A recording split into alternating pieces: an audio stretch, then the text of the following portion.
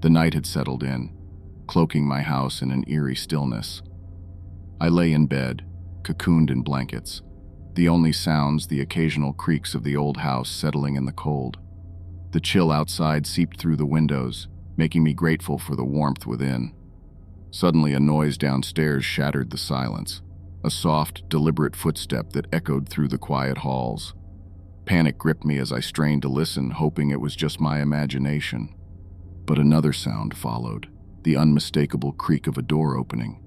Fear rooted me to the spot, heart pounding in my chest. I reached for my phone, fingers trembling, and dialed the police. As I whispered my desperate plea for help, I heard the intruder's furtive movements drawing closer. The police assured me they were on their way, but time felt sluggish as I clung to the phone, praying for their arrival. The footsteps reached the staircase, each step sending a shiver down my spine. In the dim light, I caught a glimpse of a shadowy figure, face obscured by darkness. Adrenaline surged through me as I realized the threat was real. I slid off the bed, trying to make myself small in the shadows. The intruder entered my room, unaware of my presence. The seconds stretched into an eternity as I held my breath, the room suffocatingly silent. Suddenly, the police sirens wailed outside, the intruder frozen in place. The sound of footsteps and authoritative voices filled the air, and relief washed over me. The police apprehended the intruder, a desperate soul seeking refuge from the biting cold. The backstory unfolded, a person down on luck, driven to desperation, and driven to trespass. As they were led away, I couldn't help but feel a mix of fear and pity. The winter night had turned the ordinary into a harrowing ordeal, but it had also exposed the vulnerabilities that linger beneath the surface. The outcome was a mix of emotions, relief that the threat was neutralized, but also empathy for someone pushed to the edge. The winter night, once a peaceful backdrop, had become a stage for a chilling drama, reminding me that danger could lurk even in the familiar comforts of home. As the police left, I stood in the doorway, watching the retreating taillights fade into the darkness. The winter night resumed its quiet reign, but the echoes of that intrusion lingered, leaving me with a newfound awareness of the fragility of security and the thin line between invader and the invaded. The winter night crept in like a silent predator, blanketing the world in a shroud of icy darkness. As I trudged through the snow-covered streets, the only sound was the crunching of frozen crystals beneath my boots.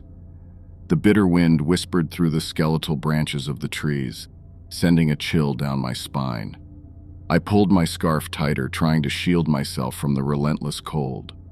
The dim glow of streetlights cast long shadows on the deserted sidewalks, creating a sense of eerie isolation.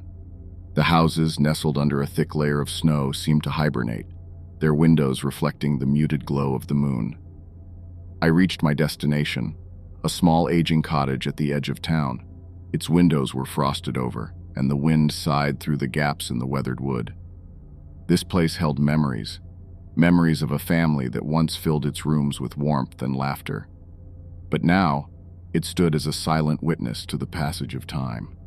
I unlocked the creaking door and stepped into the frigid interior, the air heavy with the scent of neglect. As I wandered through the empty rooms, a sense of nostalgia washed over me. This was where I grew up, where the echoes of my childhood still lingered. The fire that once roared in the hearth had long gone out, leaving only ashes and memories in its wake. In the corner, a dusty piano stood, its keys untouched for years. I hesitated before pressing a key, and a haunting note echoed through the silence. Suddenly, the temperature in the room dropped further, and I felt a presence that sent shivers down my spine. The air seemed to thicken with an unseen force, and the shadows danced in macabre patterns. Panic set in as I fumbled for the door, my heart racing. I stumbled out into the biting cold, gasping for breath. The cottage seemed to exhale a sigh, as if releasing the weight of its forgotten past. I stood there, staring back at the darkened windows, wondering if the ghosts of memories past still haunted its dilapidated halls. As the wind howled, I couldn't shake the feeling that something had awakened within those walls, something that refused to be forgotten. The next morning, the town awoke to the news of the old cottage's collapse. The weight of time and neglect had finally taken its toll, reducing the once sturdy structure to a pile of rubble. The memories contained within its walls were now scattered like ashes in the wind.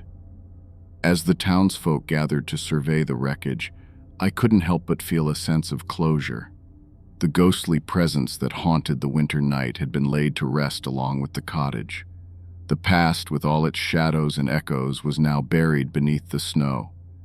The winter night, once a canvas for memories both warm and chilling, now held only the quiet hush of falling snowflakes. And as the town moved forward, the eerie tales of the cottage became just that. Tales whispered in the chill of winter nights, a reminder that even the most enduring structures can crumble under the weight of time and the secrets they hold.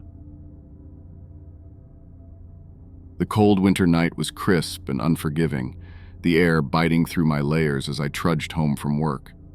The moon cast an ethereal glow on the snow-covered landscape, creating a serene yet eerie atmosphere.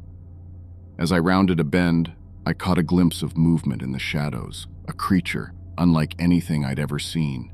Its silhouette was grotesque, a twisted fusion of limbs and fur, with eyes that glowed an unnatural shade. Fear gripped me, but curiosity propelled me forward. The creature seemed to sense my presence, its head turning in my direction. A guttural growl emanated from its throat, sending shivers down my spine. Panic set in, and I stumbled backward, my heart racing.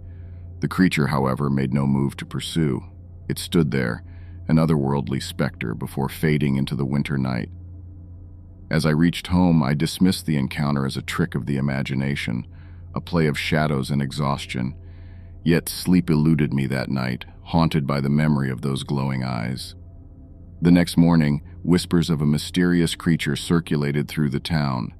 Skeptics dismissed it as a shared hallucination, but those who claimed to have seen it spoke of an indescribable fear.